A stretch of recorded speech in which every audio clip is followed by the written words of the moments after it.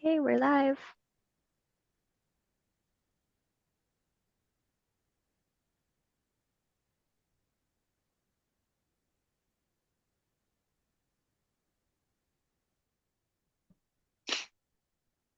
Okay, you can go ahead. All right, good afternoon, everyone. Welcome to our live webinar for Mother's Milk Bank located in San Jose, California. My name is Fatima. I'm the resource nurse manager here at the Milk Bank, and I have with me Andrea, who is our marketing manager. Andrea, would you like to Hi, say everyone. hello? Yes, so I am Andrea and I'm the communications manager here. So for anything in terms of getting the word out for anything regarding milk donations or getting more milk to your hospitals, I am your best resource. Wonderful. Thank you so much, Andrea, for being here with me. So we'll go ahead and get started. I know people are slowly joining the webinar, and then we'll save some time towards the end for any questions. Feel free to send your questions to us throughout the conversation here. So Mother's Milk Bank has been around for a little over 50 years. Last year, 2024, we celebrated 50 years. We're one of the oldest milk banks. We've been around the longest, and we are fortunate enough to be able to do this incredible work of serving families and babies. Our mission here is to advance health and wellness, and really our passion, just speaking for myself, is really to help babies and families and giving them the best start in life, and that is donor milk. Human milk is what these babies really need.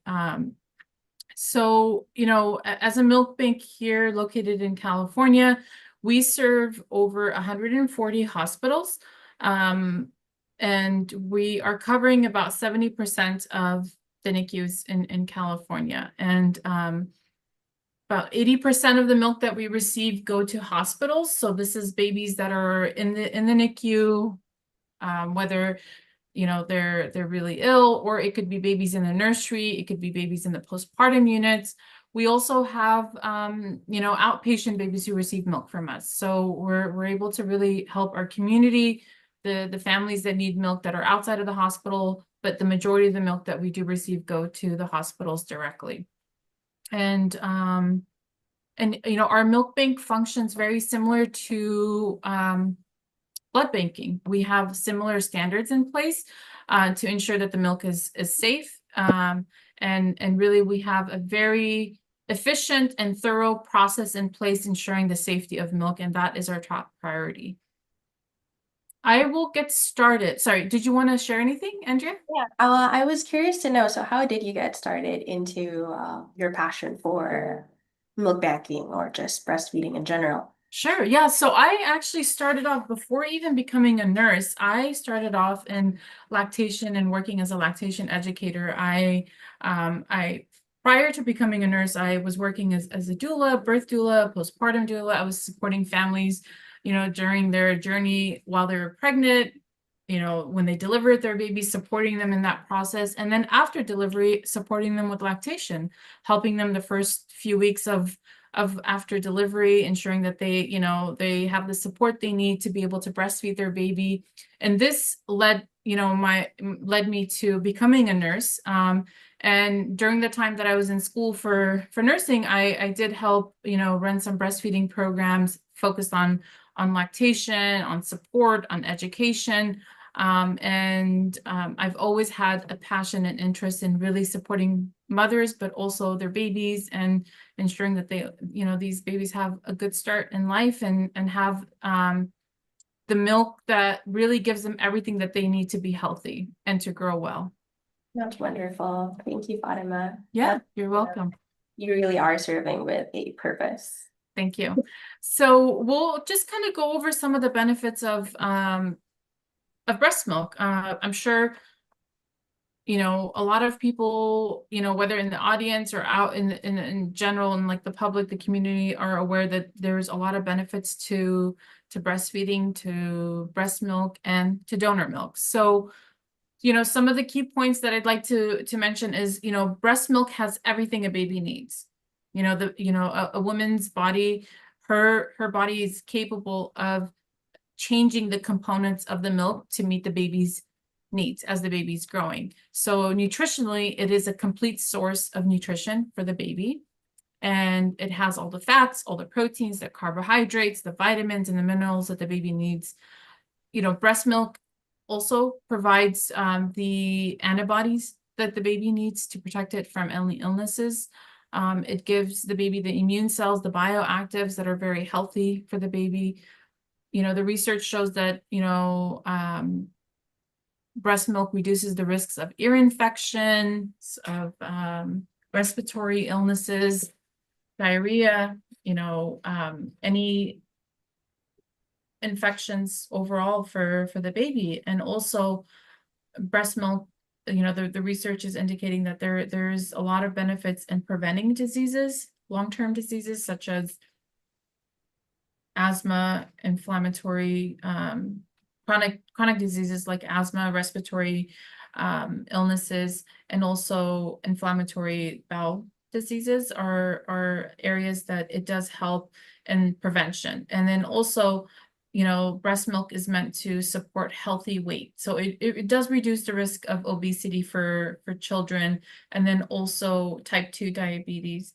So, the research is there, the evidence is there, and this is why the need for donor milk is only increasing.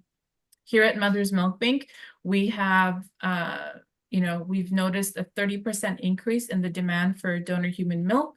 And this is because, the hospitals and, our community partners are aware of the evidence and are implementing these programs to meet the demand for donor milk.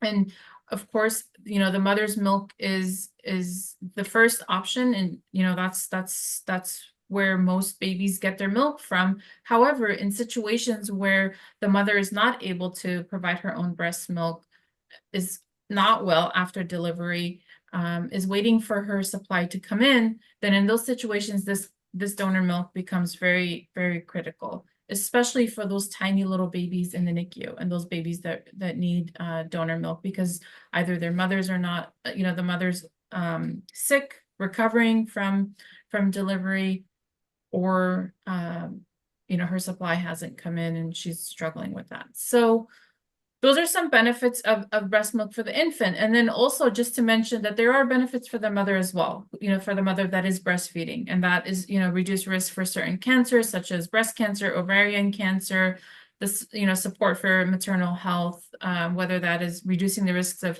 type 2 diabetes, hypertension, cardiovascular diseases, but really babies who are breastfed, who receive donor human milk, have the greatest benefit, and get everything that they need to grow and thrive. And then how long do you recommend that the baby or the mom exclusively breastfeeds? So based on AAP, the recommendation is 6 months of exclusive breastfeeding. And then, it really just depends on the baby and the mom, right? If they can go up to a year, 2 years, that is common, something that a lot of families will do, but it also really just depends on the need of the mother and the baby and where they're at in their breastfeeding journey. But the recommendation is exclusive breastfeeding for 6 months. Right. Yep. So we will go over,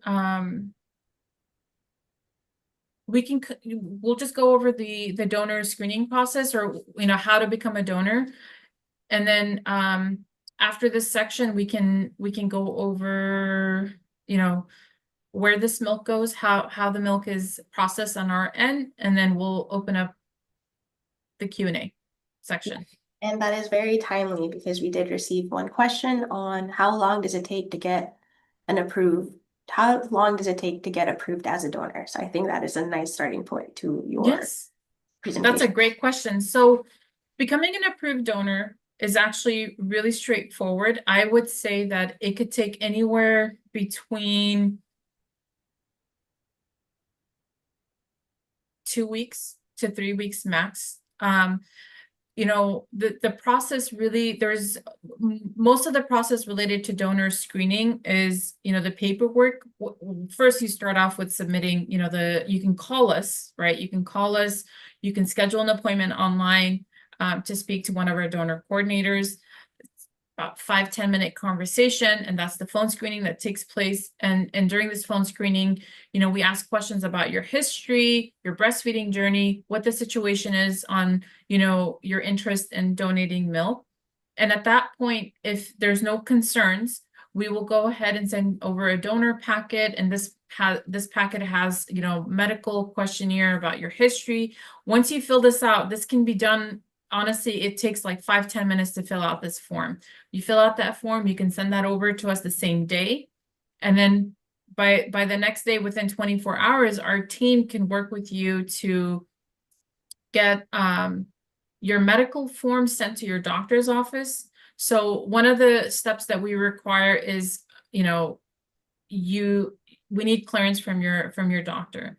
And this form just indicates that, you know, there's no concerns medically for you to become a milk donor. And when you fill out this form, on that form, you know, you would put your doctor's name, their contact information. We take care of the rest. We'll coordinate with their office. We'll get the form signed by your doctor. But our team really works closely with your provider's office to follow up every, you know, 3 to 4 days, or every 3 to 7 days. We'll call their office to ensure that the form is signed and sent back to us. And honestly, it could take 3 days or 7 days max to get that form back.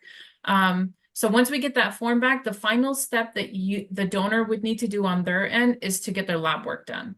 And that's, you know, that piece can be a little bit tricky, because I know that people, you know, they have busy schedules, there's kids, there's work schedules, but we've really done a really good job of partnering with 2 major lab companies, which is LabCorp and also Quest. They have locations all throughout California and out of state. So our team will look up, you know, the closest location to the donors, whether it's their work or their home, wherever they'd like to go. And then, you know, they can schedule an appointment online and go in and get their lab work done. And then we get the results somewhere between 2 to 3 days. So I would say 2 weeks, max 3 weeks, you know, you can become an approved donor.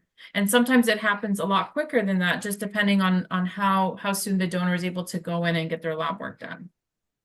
Great. Yeah.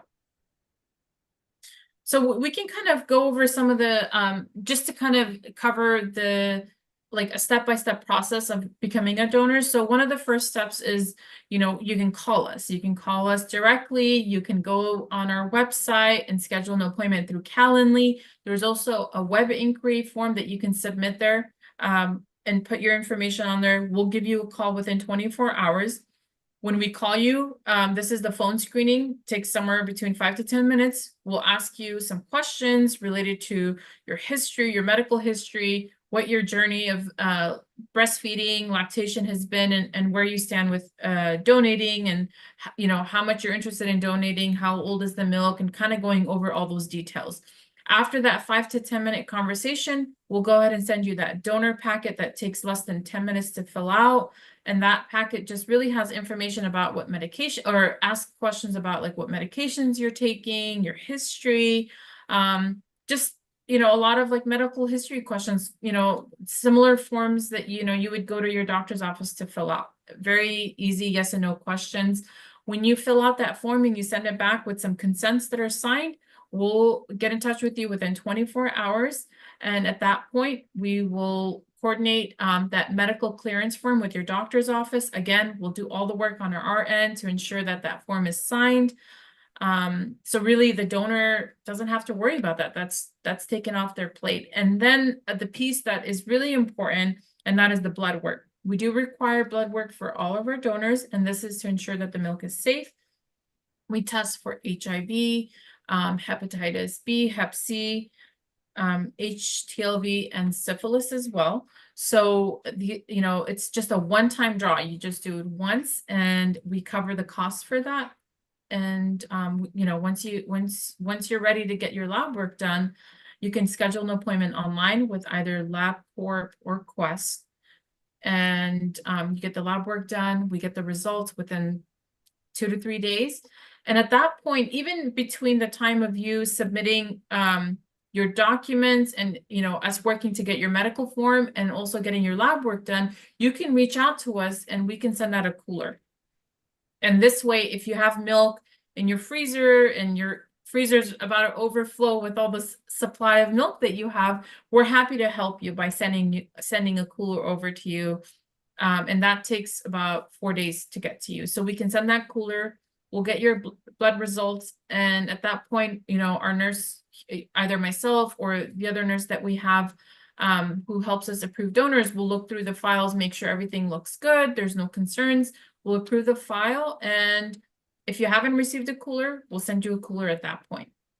How would you say collection centers be working?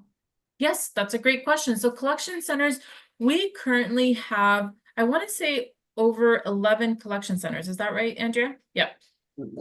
Yeah, we have about 11 collection centers and that number is growing. There's interest in other community partners establishing collection centers to make the donation process easy for our donors, for the mothers who are putting in the hard work of donating. So the way collection centers function is, you know, when you're going through this screening process and when you're ready to drop off your milk, instead of scheduling an appointment with FedEx to pick up the milk from your doorstep, you can go ahead and just drive by to the collection center and drop off your milk. It could be 10, 15, 20, 30 minutes away from you. Depending on your location, you can go on our website and look at the different sites that we have collection centers, and it's a great, easy drop-off location. Nice. And since we're talking about collection centers, so once you're ready to receive a cooler, as I was saying, it takes 4 days for you to receive the cooler. And, you know, you let us know. We have a donor coordinator who's assigned to you that works very closely with you. You let the donor coordinator know that you're ready for a cooler. We'll ship that out. It takes 4 days to get to you. Once you're ready to ship the cooler back to us, and we include all the instructions inside the cooler for you. The cooler is ready to be packed and sent back to us. We cover all the costs related to shipping. And when you're ready to send the cooler, it's just a priority overnight. So when you ship the cooler out, we receive it the next morning so that the milk is frozen. But we do have some days where a donor cannot ship out the milk, right? Correct. Yes. So milk is sent to us Tuesdays, Wednesdays, Thursdays, and Fridays. So we do not, milk is not shipped on Saturdays or Sundays. And that means that Monday we don't receive coolers. So you can schedule a pickup on Monday for Tuesday, or delivery for Tuesday. Got it. And right now, actually, since we're on the topic of cooler pickups and shipping, we have a summer program where we're actually picking up coolers from our donors' homes in the Bay Area. So if we have any Bay Area local donors, we're happy to have our team drive by to pick up your coolers. They'll come to your doorstep. They'll even help you pack if there's some final pieces of packing that they need to do. And yeah, it's a really great, we've had such great response from the community with the cooler pickups from home. And it's so incredible and convenient for the moms to just have their coolers out ready for pickup by our team. And, you know, it requires you to call or schedule the pickup with our team directly. But it is a really nice service that we're offering right now for the summer. Yeah, I think it is fantastic, especially because our driver will be able to text a donor the time that they'll arrive versus Yes. where there is a window, I believe, where they have to be waiting at their homes. Yes. So with FedEx, I want to say it's a 2-hour window for pickup. And with our driver, it's a little bit of a more personal experience that they have with our driver. And the driver that we have is a staff from Mother's Milk Bank. They're part of our manufacturing lab team. So he's incredible. He knows how to handle the milk. He's really great. So yeah, it's a service that we're offering. I think it ends August 15th. Yes. Yeah. I have one question here. Mhm. What are some things that might disqualify a potential donor? That's a great question. So this really, look at every donor on a case-by-case scenario. So some of the things that would potentially disqualify a donor are not all medications require a deferral. There are some medications that do have a deferral period. And these are for instance, like if a mother has to take a medication for blood pressure or for some other condition that she has, and there's a deferral in place, whether it's 24 hours, 72 hours, or longer, then there is a potential of us not being able to approve her. Or, you know, during the time that she has that phone screening is a good opportunity for us to determine whether or not she's a qualified or a candidate of becoming a donor. So medications could potentially lead to someone not becoming a donor, but that's not the case. Majority of our donors are approved and move forward with becoming donors, because if they are on medications, it's temporary or is for a short period of time.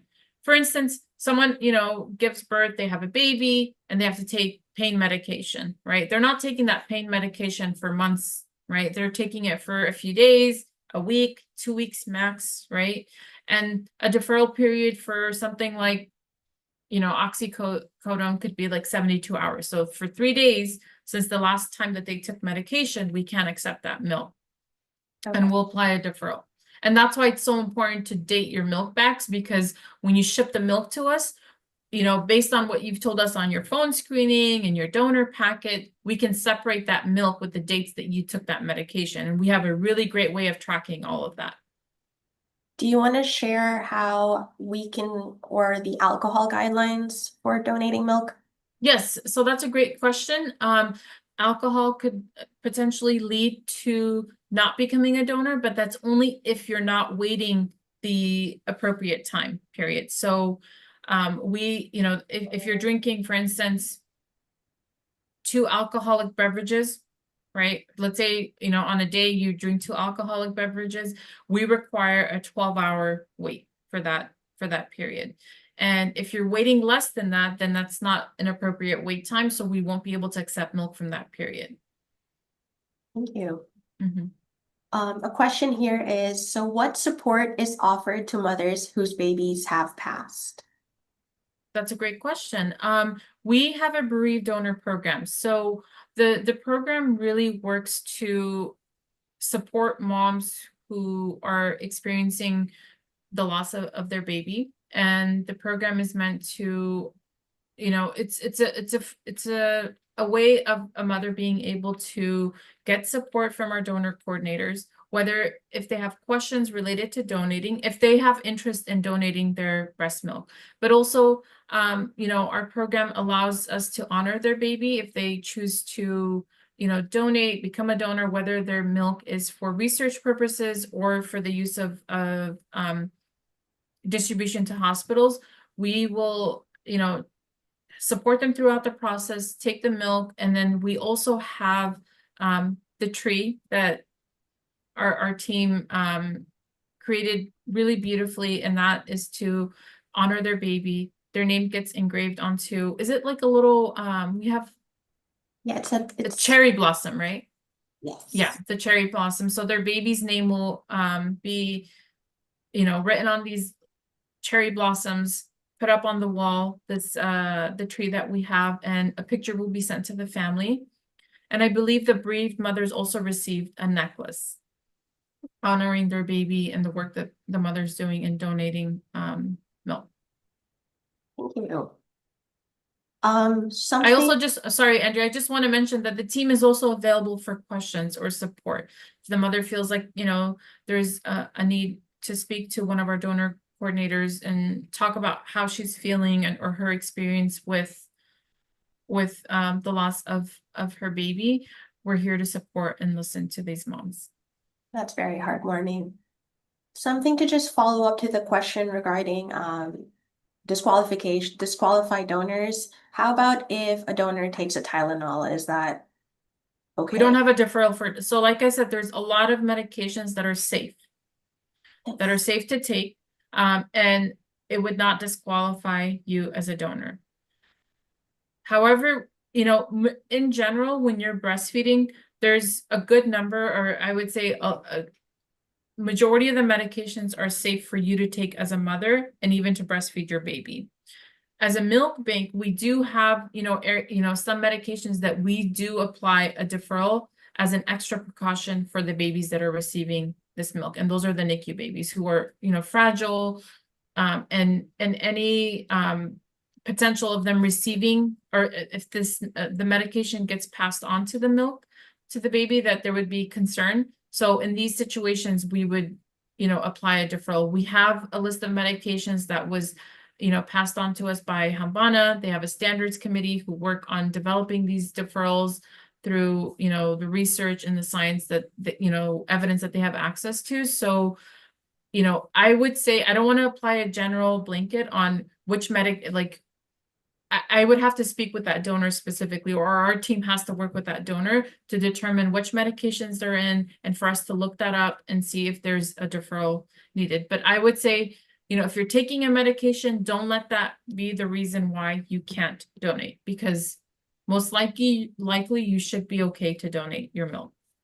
And also, the same thing applies with alcohol. We just, there are deferral periods. If you have one alcoholic beverage, it's 6 hours. If it's 2 alcoholic beverages in one sitting, it would be 12 hours. But again, I would reach out so that you can speak to our team directly, and we can assess the situation to determine whether or not you can be a donor. And then, so when the milk does come to us, what is it exactly that we are testing for this kind of breast milk, whether it's qualified to be given to hospitals or whether Great. Yeah, that's a wonderful question. So as far as the process of the process for, lab, and then also to distribute the milk, once we receive milk from a donor, like I said, the milk has to be dated on your milk bags. Every milk bag should have a date on there. When we get the cooler of milk, we have a milk coordinator team that opens each cooler, goes through the, each milk bag, looks at the date, looks at the donor's file to determine deferrals and see if there are any deferral periods, and they'll move that milk to the side, and the milk that we can go ahead and accept and begin the process of pasteurizing, they'll set aside in a different area. And so once we get this milk, we'll go ahead and thaw the milk. There's a thawing process that takes place. Once the milk is thawed, there's somewhere between 2 to 5 donors that are pooled. Their milk is pooled and mixed. When the milk is mixed, we analyze the milk to determine the nutritional content for this milk. And once this is done, the milk is bottled. The analysis of the milk is, to ensure that the milk is has all the nutritional components that the babies need at the hospital, right? And once the milk is pooled between 2 to 5 donors, we pasteurize the milk. The pasteurization process, we bottle the milk, then we pasteurize the milk. After the pasteurization process, we send one bottle is randomly selected from this batch of donors, and it's sent to the public health department for bacterial testing. And this is, it includes, they test, the public health department tests this bottle of milk for bacteria, and that includes bacillus. They check for bacillus. And then once, so these bottles of milk are then labeled and set aside. Once we get the results of that one bottle of milk, then we will go ahead and proceed with moving this milk to a ready freezer, is what we call it, and we start distributing the milk out to hospitals. Thank you. Another question here is there a 100-ounce minimum requirement, or can I send less? There is a 100-ounce minimum requirement. We do require that our donors have 100 ounces ready to donate. Got it. Okay. And another one is, would I be able to know where my milk goes or who receives my milk? So majority of the milk that comes to us go to hospitals and outpatients. So that's, and unfortunately, for HIPAA, purposes, we can't identify the donors that are receiving the milk. But like I said, we serve about 70% of NICUs in California. We do have hospital partners outside of California as well. So your milk is definitely going to hospitals. And then we have a small pool of families that receive milk outside of the hospital, and these are outpatient. But we are not able to provide names or identify patients or families that are receiving it. And there was one question that did come up on Instagram, Andrea, and that was the question related to how do we know if our milk is going to research purposes or to families? And I would say that in the beginning, when you're going through the screening process, if you haven't signed a consent form for research purposes, please know that your milk is going to the hospital and for families. So there are only some donors that we will take milk from that is for research purposes, and you'll know from the beginning of that process that it is meant just for research purposes. Thank you. You're welcome. I also want to add regarding where your milk goes, it's also because your milk is pooled just with so many other donors. It's also going to be very difficult to know where where it goes to. Yeah. But know that your milk goes, like I said, 80% NICU babies, hospital babies, and then the remaining 20% is, the community. Another question here is, do I need to pay for anything to donate? No, we cover everything, from the, the shipping and the lab. There's no cost at all for the donors. And really, we've tried to remove any barriers for the families interested in donating to become a donor. And even with the screening process, we have to ensure that the process remains safe. However, we've made the process as efficient as possible so that it's easier on the mothers who are doing the incredible work of breastfeeding, pumping, and donating. Do we also offer any replacement storage bags or Yes. words that can help? Yes. So we have milk bags that we give to donors. So before you receive your first cooler, we'll ask you how much milk do you have that you'd like to donate, so we can send you the appropriate size of cooler. And we'll also ask, would you like replacement bags? And that's a nice way to, it just saves some money there for you having to buy milk bags. So we will supply that. And then also we have gifts that we give out to our donors. And Andrea, if you'd like to maybe share a little bit on that to for our viewers to just have some awareness on what type of gifts we offer to our donors. Yes, we do offer gifts depending on how long they've been a donor with us. We start off with, we give them a little cap, and then we start giving them shirts, and over time we'll just give them trinkets. We change it every so often, but it's just a nice little thank you gift that we give all our donors who donate milk to us. Yep. And I would say a lot of the gifts that we give out, moms are loving. It's a surprise to them as well because they were not expecting that. Yeah, exactly. Another question here is, what's the difference between joining a milk drive and shipping off milk? So milk drives, do you want to maybe touch upon this a little bit, Andrea, or? Maybe I could, yes. So Yeah. joining a milk drive and shipping your milk has a little bit of a difference. So joining a milk drive is more community-based, and you go to a certain location and meet the people there who probably are breastfeeding advocates, lactation experts, or even staff from the milk bank. So having that face-to-face interaction and being able to answer any questions that you may have regarding your breastfeeding journey, they would be there. Some other milk drives do have other programs in store, so may that be something as simple as food or pump fittings. It can be anything, or even gifts, right? Sometimes they have gifts. Yes, raffles. Those things can happen at a milk drive. So it's really more community based, and it's a place where you can also drop off your milk at that certain time and date. Now, shipping your milk would be a little different. So it would be similar to what Fatima shared about the donation process, and that would have to entail calling up FedEx or PeriShip and then having your milk picked up by the courier and then delivered to the milk bank. That would just be the difference between the two. It's a great opportunity to meet Mother's Milk Bank staff. It's a great opportunity to meet community partners, but also to network and meet other moms. Yes, I agree. Yeah. A lot of moms do stay throughout the entire duration of the milk drive because they just meet people who have the same advocacy as them. Yeah. And then you never know, you can build new friends and have, you know, your new best friend that you met at a milk drive. That does happen, right? I think at our last milk drive with the nesting spot, there was, you know, moms that stayed behind and, you know, connected, exchanged numbers, and I think that's always great. It's always a great outcome. And, you know, as Andrea said, this is also like an opportunity for another convenient drop-off location for a mom. Like if she's somewhere along the screening process, an approved donor, she can drop by and just drop off her milk. So it's a really great way to meet people in the community and other moms, but also a great drop-off site.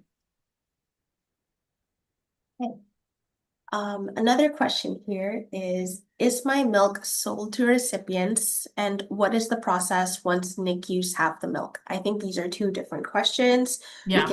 The first one is my milk sold to recipients. So yes, the milk is sold to hospitals. You know, hospitals will reach out, and like I said, you know, the majority of our milk goes to hospitals. That's where the demand is. The highest demand comes from the hospitals. And the hospitals have donor milk programs in their NICU, in their well baby nurseries, in their postpartum units, and they're giving baby, you know, the priority is the sick babies or the babies in the NICU. And, you know, the milk is purchased and shipped off to them. And once the milk is sent to the hospitals have their own protocols and procedures in place of how they're distributing the milk and who gets the milk. But we all know that the milk is prioritized for the babies who are sick. Outside, I mean, once the milk is shipped to the hospital, you know, we don't get a list of names of families and patients who receive the milk. We know that the milk is making a difference. It's helping those babies. It's changing. It's giving them a chance to survive for those really fragile, tiny, sick babies. But it's also allowing the babies who are healthy, but, you know, for instance, they're having some, you know, low blood sugars, or their mom's milk hasn't fully come in, and they're using donor milk as a bridge until their mother's milk comes in, or until their blood sugars stabilize. So after the hospitals receive the milk, we don't get any information on which families or recipients receive the milk. So, and then we also provide milk to the community. So it could be a family who left the hospital, whose mother, you know, the mother's milk hasn't fully come in, and they need a few more days of donor milk to help them get by. And mother's working with a lactation consultant, is working with someone to build her supply and pumping. And so our milk will act as a bridge for those 3 days for them. And then we have, you know, yeah, there's just unique situations where, you know, families will reach out to us to ask for donor milk. Okay, that's a wonderful, incredible answer. Another question we have here is, I used to be a donor, but I'm not breastfeeding anymore. How else can I support milk donations? Great. Would you like to answer this one, Andrea? I'll answer this question. Yeah.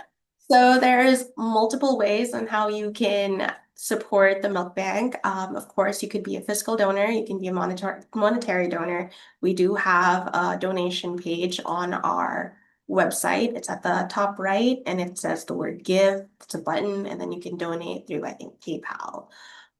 Secondly, you can also support by joining coalitions at your nearby communities. That's another way, or even hosting your own milk drive. That can actually be, you don't even have to be anything registered to run a milk drive. It can really be at just your own purpose and your own volition, your full heart and all that. So yes, there are many, many ways you can do that. But of course, we are also a nonprofit, so we do accept monetary donations. Anything else you'd like to add, Fatima?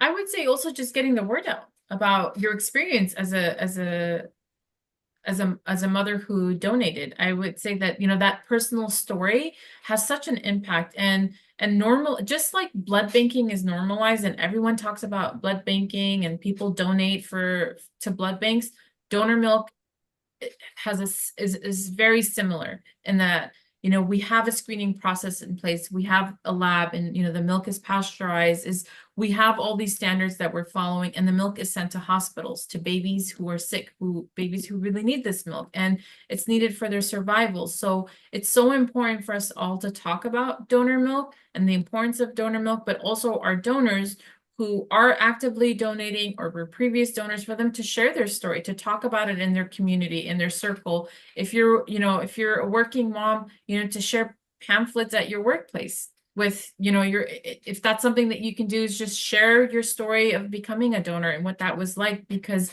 I think it's important for people to hear this and for us to talk about it. Just like, and just to tie this to breastfeeding, the same thing applies to breastfeeding, right? Normalizing breastfeeding, encouraging breastfeeding, and making it, removing any stigmas around breastfeeding, but also donor milk. 100% agree. One question, can one volunteer at the milk bank? Yes, we love volunteers. We love volunteers, especially, yes, at our milk bank, we love having volunteers. We always need that extra set of hands. So if there's any interest in someone volunteering with us, I would suggest sending an email, going on our website. You can send an email to info@mothersmilk.org, and we'll happily reach out and see if there's an opportunity for you to start donating. But we love our volunteers. Yeah, all you have to do is just share your interests or your qualifications, and it'll be our job to find you the right place where you grow from here. Then another question is, how long can I be a donor? I would say for as long as you're breastfeeding, you're on your breastfeeding journey. Everyone has a unique breastfeeding journey, right? Some people are breastfeeding for 6 months, a year, 2 years, even longer. We have donors that have been with us for a few years, and it could just be like, you can be breastfeeding or pumping for your baby, and you're stashing away one bag a day for the milk bank, and every ounce that we receive makes a difference. All right. Well, that's all for our questions at this Q&A. I do have one more question, one follow-up. Are the donor coordinators certified lactation consultants?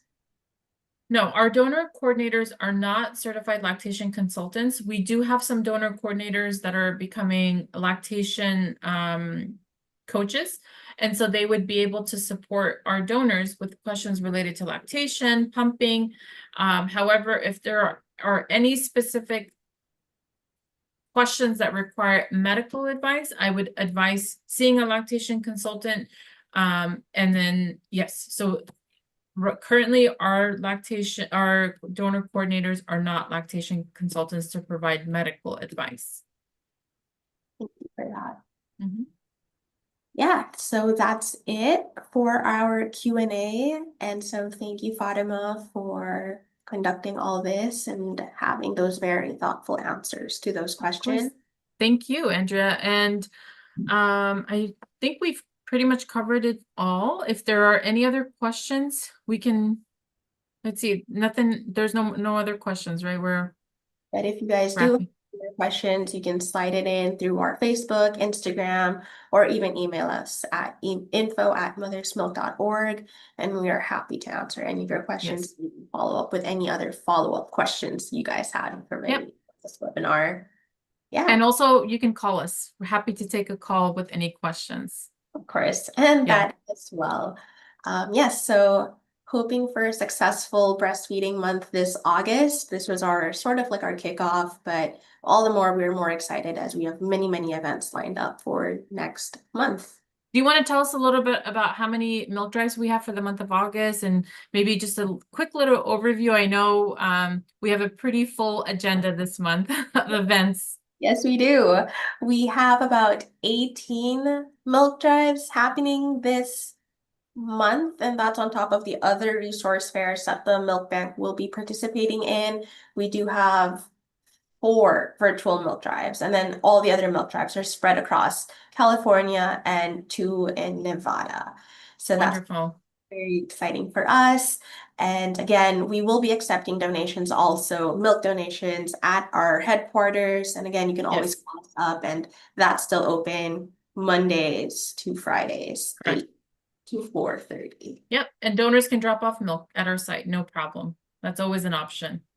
Yeah, so have a good rest of the day and happy breastfeeding month, everyone. Happy Breastfeeding Month. Thank you so much, Andrea. Thank you to our participants. It was lovely hosting this webinar, and we look forward to many more. See y'all. Bye-bye. Bye-bye.